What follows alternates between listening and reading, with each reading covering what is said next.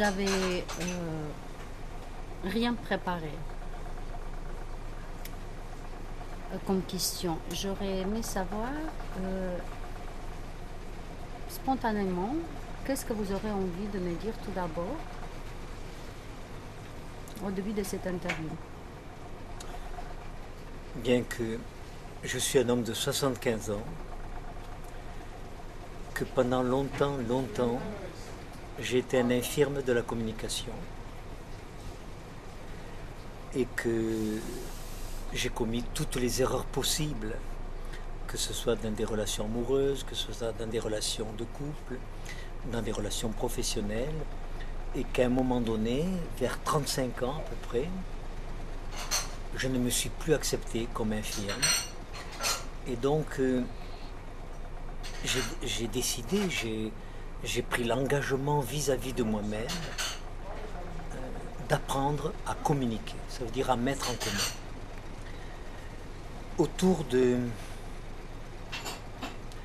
3 points. Et je vous parle vraiment là de mon engagement d'homme. Apprendre à me respecter, apprendre à m'aimer, pas d'un amour narcissique, moi je suis le plus beau, le plus intelligent, mais d'un amour de bienveillance, d'un amour de respect, de tolérance envers moi-même. Apprendre à me responsabiliser, car vous savez qu'il y a 2 pièges dans les relations humaines. L'accusation de l'autre, c'est ta faute, tu comprends rien, tu n'es jamais là, on ne peut pas parler avec toi, tu as toujours raison. Ou au contraire l'auto-accusation. Oui mais moi j'ai pas fait d'études comme toi. Toi tes parents t'aimaient, les miens ont divorcé, voyez. Ni accusation, ni auto-accusation. Responsabilisation. Je ne suis pas toujours responsable de ce qui m'arrive, mais je suis toujours responsable de ce que j'en fais. Ça a été une véritable découverte, une révolution dans ma vie. Et le 4e ancrage, ça a été apprendre à rester fidèle à moi-même, à mes choix de vie, à mes engagements, à mes valeurs. Justement, quand vous parlez de découverte, moi ça m'intéresse beaucoup à savoir quand vous travaillez sur quelque chose, comment ça arrive, comment les idées pour en arriver à en faire des concepts, comment vous arrivez à une idée, à une découverte, comment ça jaillit en vous. Alors là, je dois dire que je suis quand même privilégié dans le sens où j'ai une formation de psychologue, mais je n'ai jamais exercé comme psychologue, je veux dire, en entretien individuel, en relation d'aide, en posant des diagnostics. J'ai toujours travaillé comme formateur en relations humaines. Et donc, les concepts que j'ai inventés ou que j'ai trouvés, que j'ai formalisés à travers ce que j'appelle la méthode ESPER, ce n'est qu'au fond que le rassemblement d'un certain nombre d'observations. Ma secrétaire a vu sur mon ordinateur que j'ai formé, par exemple, 80 000 personnes en 40 ans. Ça fait 20 000 personnes par an, c'est pas beaucoup, mais ça fait une somme énorme d'exemples, de matériel. C'est pour ça que vous m'avez vu dans les stages, j'énonce un concept, je rappelle une règle d'hygiène relationnelle, je montre un outil pour mieux communiquer, et vous avez vu que je donne toujours un exemple, 1, 2, 3 exemples, puisés dans ma vie personnelle, dans mes découvertes ou dans les témoignages que j'ai reçus de la part des hommes et des femmes qui se sont formés avec moi, dont j'ai à ma disposition une somme incroyable d'expériences directes ou indirectes qui ont traversé ma vie personnelle ou professionnelle, ou de façon indirecte d'expériences qui m'ont été apportées par les gens qui sont venus en formation avec moi. J'ai donc écrit 62 livres sur la communication qui ont tous eu du succès parce que je crois que la communication est au cœur même des interrogations, des préoccupations, des aspirations des hommes et des femmes. Communiquer, je répète, ça veut dire mettre en commun.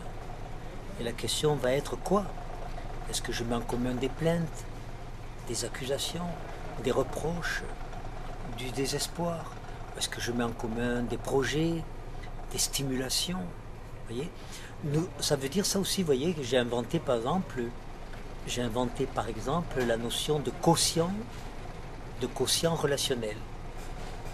On connaissait le quotient intellectuel, le quotient émotionnel. Le quotient relationnel, c'est la capacité plus ou moins élevée de certaines personnes à proposer des relations de qualité, à proposer des relations stimulantes, à proposer des relations dans lesquelles chacun des protagonistes va grandir, va croître, va accéder au meilleur de lui-même.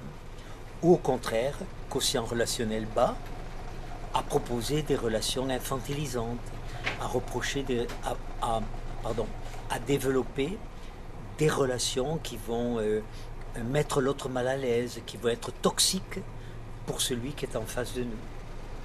Merci. J'insiste un peu sur cette partie des expériences. Vous en avez eu, vous en apprenez des autres, et vous écoutez les expériences des autres, mais entre connaître une expérience ou expérimenter quelque chose et on arrivait à en faire un concept, c'est ça qui m'intéresse moi. Il y a deux éléments qui aident à cela. Comment à partir d'expériences éparpillées, au fond, ce sont des morceaux de puzzle, mais ils sont éparpillés, à l'endroit, à l'envers. Voilà. J'ai vécu telle rencontre il y a 10 ans, j'en ai vécu une autre, etc. Et puis, je vais m'apercevoir que il y a des points de rapprochement possibles entre l'expérience A et l'expérience B. Et qu'en les rapprochant, tiens, ça me donne la compréhension d'une expérience C.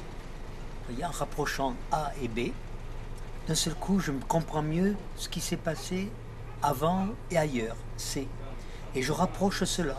Et d'un seul coup, ça me donne encore un approfondissement, une meilleure compréhension d'une expérience X, Y ou Z. Donc, c'est ce rapprochement. Alors, est-ce que j'ai un esprit de synthèse? Est-ce que j'ai... Je crois que j'ai des qualités d'observation. Je crois que j'ai aussi une qualité importante dans les relations humaines, un peu d'humour, beaucoup d'humour. Vous avez vu que je énonce des choses simples, mais qui sont difficiles, parce qu'elles remettent toutes nos relations en cause, notre façon d'être. Et donc j'introduis de l'humour, de la tendresse dans ma façon de faire passer des règles d'hygiène relationnelle, des concepts, des outils pour mieux communiquer.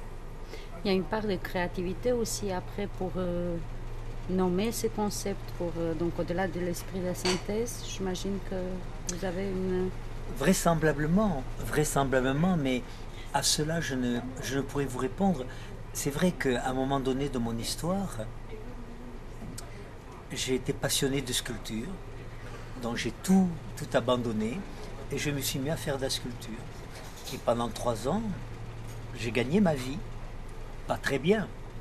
Je n'avais pas de talent, il faut le dire, mais cette créativité, modeler de la terre, de la plastiline, inventer des formes, mettre en relation des personnages. Vous l'avez compris, je suis fasciné par la femme. Je trouve pour moi que je ne serais pas l'homme que je suis si je n'avais pas rencontré les femmes de ma vie.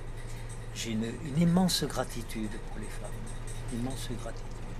Je vais revenir à ce sujet de femmes qui est très intéressant.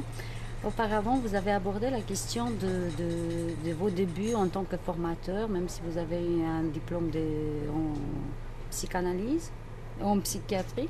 Oui, en psychiatrie sociale. Psychiatrie sociale. Euh, Au début des formateurs, ça m'intéresse. Comment arrive-t-on à être formateur? Comment du jour au lendemain, on se nomme formateur? Oui. Qui nous reconnaît Non, ces non, non. statuts? C'est pas du jour au lendemain. Non, non.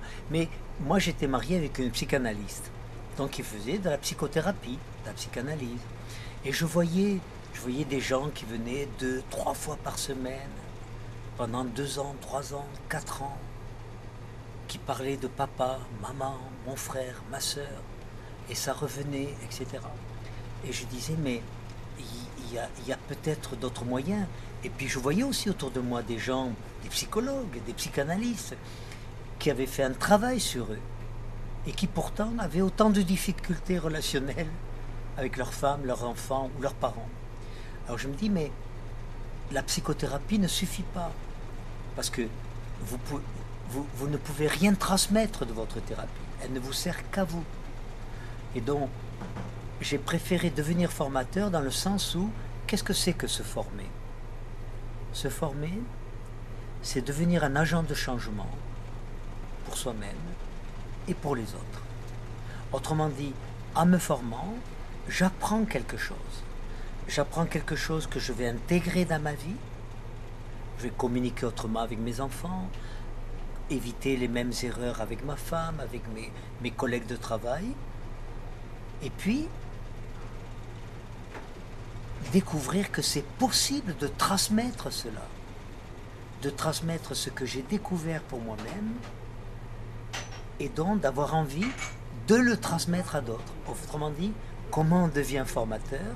Eh bien, c'est en s'engageant dans un processus de formation que j'appelle formation personnelle pour soi-même, et voyant que ça marche, qu'il y a des changements, voyant que je ne commets pas les mêmes erreurs, que je suis moins dans le réactionnel, que je suis un peu plus dans le relationnel, ça me donne envie, mais pourquoi garder tout ça pour moi tout seul?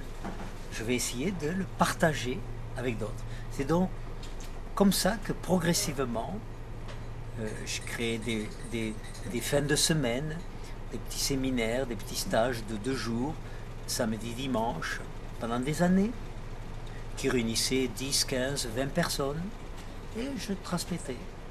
Puis j'apprenais encore des choses. Et petit à petit, ces séminaires ont grandi. Je fais des séminaires jusqu'à 200 personnes. J'ai fait des conférences. Et on apprend beaucoup de choses. Parce qu'une conférence, par exemple, essayer de rassembler en 1 heure, 1 heure et demie de temps, l'essentiel d'un sujet. Qu'est-ce que c'est qu'une relation amoureuse? Qu'est-ce que c'est qu'une relation de couple? Qu'est-ce que c'est qu'être un bon compagnon pour moi? Qu'est-ce que c'est qu'être maman et mère? Qu'est-ce que c'est qu'être papa et père? Vous voyez, les grandes fonctions parentales.